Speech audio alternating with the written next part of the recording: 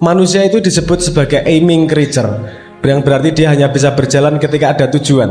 Kalau nggak ada tujuan, dia nggak bisa ngumpulin investasi yang jelas pada dirinya. 5 tahun kamu pengen jadi apa? Tulis. Terus tulis berikutnya gini, kalau saya melakukan ini akan mendekatkan ke sana. Saya melakukan ini mendekatkan ke sana. Melakukan ini akan mendekatkan ke sana. Setelah itu selesai, tulis lagi. Kalau saya tidak melakukan, saya akan kemana? Kalau saya tidak melakukan, saya akan kemana? Itu artinya pemetaan. Kamu akan tahu apa yang diperlukan, yang diinvestasikan pada dirimu. Kamu ngelakuin istiqomah 5 tahun, aku berani yakin kamu jadi super power itu. Orang kamu bikin agenda untuk besok hari aja belum tentu istiqomah, iya nggak? Tapi Anda tetap perlu pura rencana. Kesalahannya adalah kita tidak menggunakan agenda dengan benar. Agenda itu bukan untuk tirani dirimu. Agenda itu buat temenmu. Nanti kapan-kapan kita ngomong lebih detail untuk urusan agenda. Tapi intinya bahwa sebenarnya kamu tiap hari itu learning. Cuman bedanya apakah learning itu kamu arahkan. Apalagi di dunia internet nih, atensi span anak Gen Z itu sekitar 8 detik. Hati-hati, atensi spannya cuma 8 detik rata-rata. Semoga lebih panjang daripada itu teman-teman. Terkebiasaan ngelihat apa, scrolling. TikTok paling parah mas kalau TikTok. Twitter itu umurnya bisa 2 hari. Facebook itu umurnya bisa 6, Instagram bisa 2 hari umurnya, umur beritanya. Kalau Facebook itu bisa 6 jam. Kalau TikTok itu 0. Kamu ke feed berikutnya, feed sebelumnya lupa udah. Dan itu disebut sebagai dopamin trik. Kamu nggak belajar Instagram dari bapakmu bukan?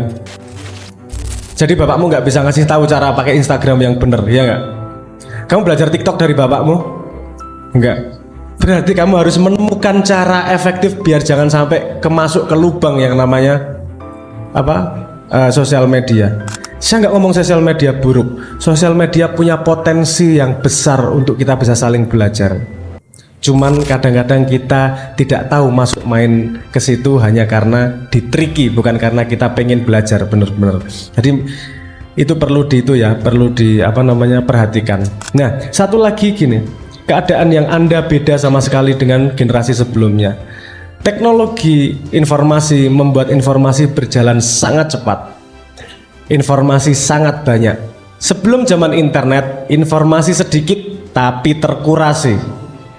Kamu baca buku, nggak khawatir, pasti bener. Karena terkurasi oleh editor. Sekarang di internet, kamu baca berita, pasti bener atau nggak kira-kira? Menurut Microsoft Civility Index tahun 2021, 47% isi sosial media di Indonesia adalah hoax, misinformasi, disinformasi. 27% berisi ujaran kebencian. 13% berisi diskriminasi. Hanya sekitar ada 13%-an yang berisi beneran. Nah, harus pinter-pinter memfilter untuk bisa belajar lebih jauh. Karena anak-anak sekarang itu mau belajar apa aja bisa sebenarnya. YouTube itu tutorial buka pintu ada. Tutorial cara pakai caps lock ada. Tutorial cara minum air loh ada.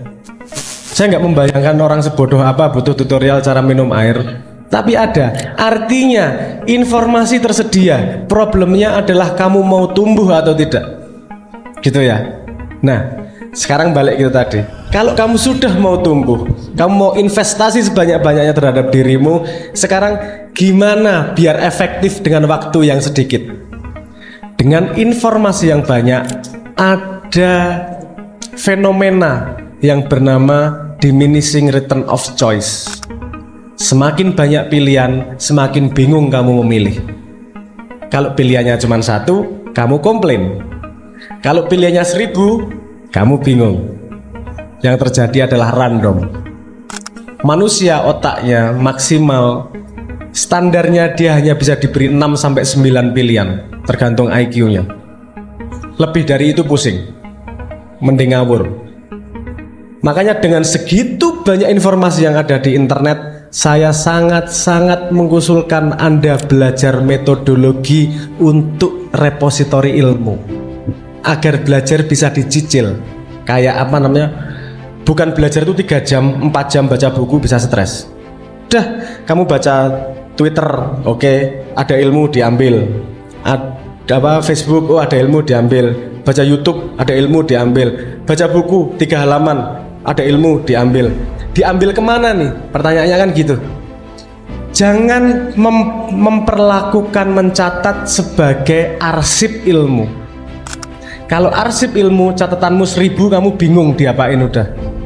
Satu buku full kamu sudah bingung. Buat catatan sebagai snapshot your mind. Nah ini ada metodologinya ini. Sehingga tadi saya ngomong, untuk pinter kamu butuh thinking, untuk thinking kamu butuh conversation. Untuk conversation kamu bisa conversation dengan catatanmu, dengan tulisanmu. Kalau kamu sudah bisa menertawakan dirimu, berarti dirimu yang sekarang lebih dewasa daripada dirimu yang kemarin. Betul nggak? Kita sudah terbiasa nulis nih, nulis posting. Ini tinggal dikonversi sedikit, itu bisa menjadi repository knowledge-mu.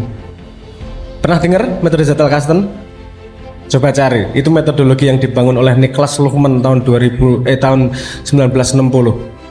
Dalam 30 tahun dia bisa memproduksi 70 buku dan 600 jurnal ilmiah. Artinya dalam setahun dia bikin 20 jurnal ilmiah. Dengan sangat mudah, hidupnya nggak stres, santai, main terus kemana-mana. Gimana caranya? Bukan urusan jenius, tapi metodologi yang benar. Semakin metodologi benar, hidupmu semakin santai.